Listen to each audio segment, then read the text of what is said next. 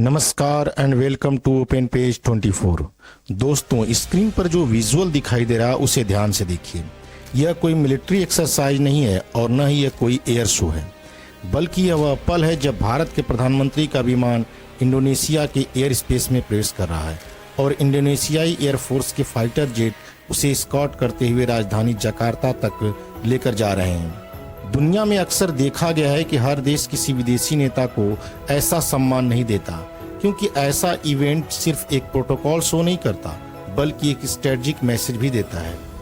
लेकिन इसी के साथ एक सवाल भी खड़ा होता है, आखिर ऐसा क्या हुआ कि दुनिया का सबसे बड़ा मुस्लिम बहुल देश आज भारत के साथ इतनी तेजी से अपने रिलेशन को मजबूत कर रहा है? क्या यह एक सिर्फ डिप्लोमेटिक विजिट थी या इसके पीछे इंडो पैसिफिक की बदलती जियोपॉलिटिक्स छिपी हुई है? क्योंकि इस विजिट के दौरान सिर्फ एक दो नहीं बल्कि defence, maritime security, critical minerals, digital infrastructure, supply chain और टेक्नोलॉजी जैसे कई इंपॉर्टेंट सेक्टर में एग्रीमेंट हुए और सबसे ज्यादा चर्चा दो नामों की रही, एक ब्रह्मोस और दूसरा अस्त्र मिसाइल की।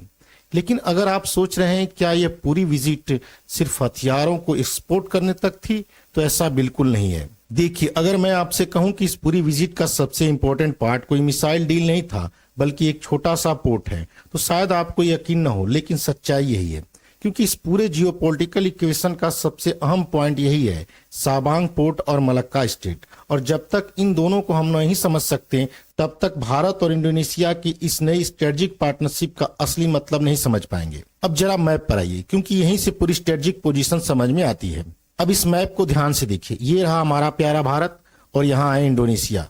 पहली नजर में दोनों देश काफी दूर दिखाई देते हैं, लेकिन अगर मैं मैप को थोड़ा जूम कर दूं तो पूरी तस्वीर बदल जाती है। अब यहाँ इस हिस्से को ध्यान से देखिए, यहाँ है भारत का अंडमान और निकोबार द्वीप समूह और इसके ठीक सामने सिर्फ कुछ 100 किलोमीटर की दूरी पर इंडोनेशिया का साबांग पोर्ट मौजूद है। यानी समुद्र में देखे तो भारत और इंडोनेशिया वास्तव में पड़ोसी हैं और यही जियोपॉलिटिकल रियलिटी इस पार्टनरशिप को इतना इंपॉर्टेंट बनाती है। अब जरा इस नैरो वाटर बॉडी को देखिए, इसे कहते हैं मलक्का स्टेट। अगर आप इस डिस्टेंस से देखें तो यह दुनिया के सबसे इंपॉर्टेंट मैरीटाइम चोक पॉइंट में से एक है।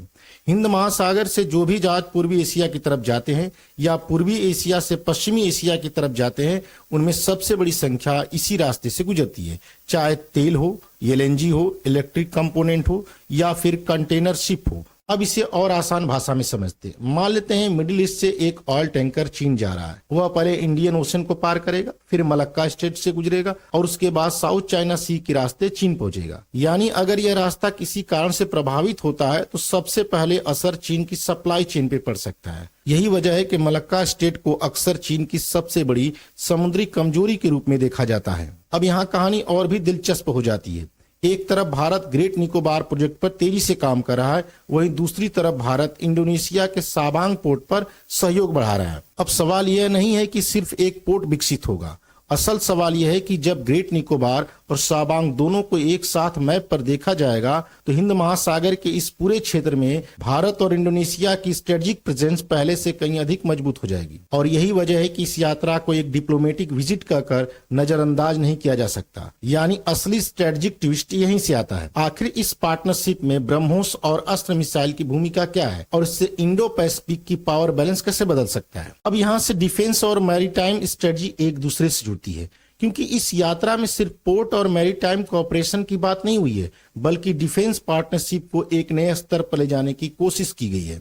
और सबसे ज्यादा चर्चा दो नामों की रही है, ब्रह्मोस और अस्त्र। लेकिन इन्हें सिर्फ भारत ने हथियार बेच दिए कहकर समझना बहुत बड़ी गलती होगी, क्योंकि जियोपॉलिटिक्स में हथियार सिर्फ हथियार नहीं होते, वे भरोसे, साझेदारी और रणनीतिक मैसेज का प्रतीक होते हैं। सबसे पहले बात करते हैं ब्रह्मोस की। देखिए, अगर किसी देश के पास हजारों किलोमीटर लंबी समुद्री सीमा हो और उसके सामने चुनौती हो इतने बड़े इलाके की सुरक्षा कैसे की जाए, तो उसके पास दो विकल्प हो सकते हैं। पहला, बहुत बड़ी नेवी तैयार की जाए, लेकिन उसमें अरबों डॉलर और कई साल लग सकते हैं। दूसरा, ऐसा मिसाइल सिस्टम तैनात किया जाए जो दुश्मनों के युद्धपोत को दूर से ही चुनौती दे सके। यहीं पर ब्रह्मोस की भूमिका शुरू होती है। इंडोनेशिया के लिए इसका मतलब सिर्फ एक मिसाइल खरीदना नहीं है बल्कि अपने महत्वपूर्ण समुद्री रास्तों की सुरक्षा क्षमता को मजबूत करना है। अगर आप मैप देखें तो इंडोनेशिया में केवल मलक्का स्टेट ही नहीं है बल्कि सुंडा स्टेट और लंबोक स्टेट जैसे इंपॉर्टेंट सी रूट्स भी उसके पास हैं।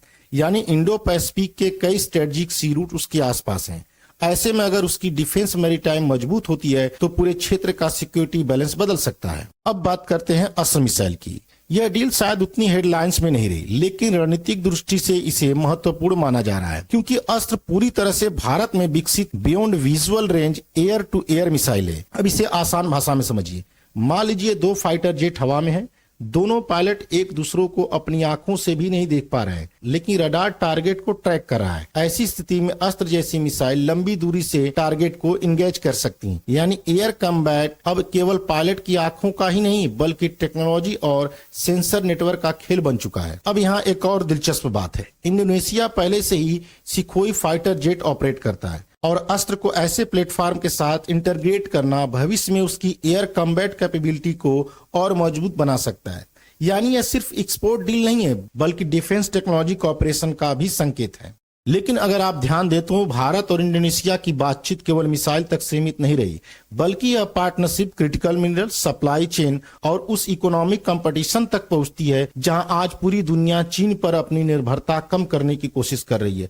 और शायद यही इस पूरी यात्रा का सबसे कम चर्चा में रहने वाला लेकिन सबसे बड़ा जियोपॉलिटिकल एंगल है। अब तक हमने डिफेंस की बात, लेकिन अगर आप मुझसे पूछें कि आने वाले 20 से 30 वर्षों में दुनिया की सबसे जियोपॉलिटिकल कंपटीशन किस चीज को लेकर होगी, तो मेरा जवाब होगा क्रिटिकल मिनरल्स। क्योंकि भविष्य की इकोनॉमी सिर्फ ऑयल और गैस पे नहीं चलेगी, बल्कि batteries, electric vehicle, artificial intelligence, semiconductor chip, wind turbine और एडवांस डिफेंस सिस्टम पर चलेगी। और इन सभी की शुरुआत होती है क्रिटिकल मिनरल से। जरा अपने मोबाइल फोन के बारे में सोचिए, electric car, drone, fighter jet, missile या विंड टरबाइन, इनमें से शायद ही ऐसी कोई टेक्नोलॉजी होगी जिसमें रेयर अर्थ मिनरल्स या क्रिटिकल मिनरल्स की जरूरत न पड़ती हो। यानी जिस देश ने इस मिनरल्स की सप्लाई चेन पर पकड़ बना ली, वह आने वाले समय की इंडस्ट्रियल पावर बन सकता है। अब यहाँ एक और दिलचस्प बात समझिए। आज प्रोसेसिंग और रिफाइनिंग के मामले में चीन का दबदबा काफी मजबूत माना जाता है।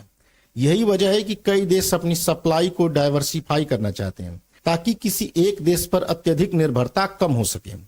और यहीं पर इंडोनेशिया की अहमियत बढ़ जाती है, क्योंकि इंडोनेशिया निकिल जैसे महत्वपूर्ण खनिजों के बड़े उत्पादकों में गिना जाता है।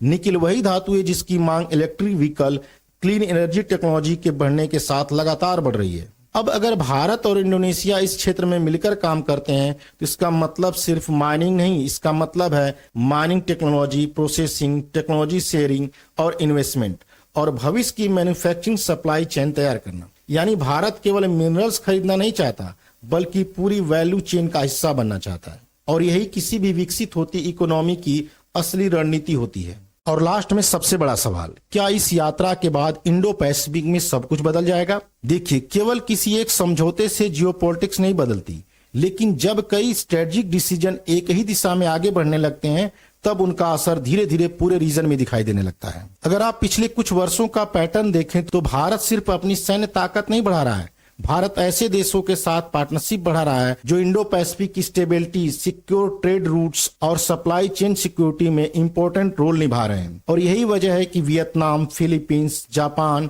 ऑस्ट्रेलिया और अब इंडोनेशिया, इन सभी देशों के साथ भारत के रिश्ते लगातार गहरे होते जा रहे हैं। क्योंकि आज की जियोपॉलिटिक्स केवल बॉर्डर पे लड़ी नहीं जा रही है, आज मुकाबला सप्लाई चेन का है, टेक्नोलॉजी स्टैंडर्ड्स का है, क्रिटिकल मिनरल्स का है, और उन समुद्री रास्तों का है जहां से पूरी दुनिया की इकोनॉमी गुजरती है। और जो देश इन क्षेत्रों में भरोसेमंद साझेदार बना पाएगा, उसी का स्ट्रेटेजिक इन्फ्लुएंस आने वाले दशकों में तेजी से बढ़ेगा। और शायद यही वजह है कि भारत और इंडोनेशिया की यह पार्टनरशिप आज के लिए नहीं, बल्कि आने वाले 20 से 30 वर्षों को ध्यान में रखकर बनाई जा रही है। एक तरफ दुनिया मल्टीपोलर ऑर्डर की बात कर रही है, दूसरी तरफ भारत अपने विजन को ग्राउंड पर पार्टनरशिप के रूप में बदलता हुआ दिखाई दे रहा है। अब यह पार्टनरशिप कितनी आगे जाएगी और कितने समझौते जमीन पर उतरेंगे, और इंडो पैसिफिक की राजनीति पर इसका क्या असर पड़ेगा, इसका जवाब आने वाले वर्षों में मिलेगा।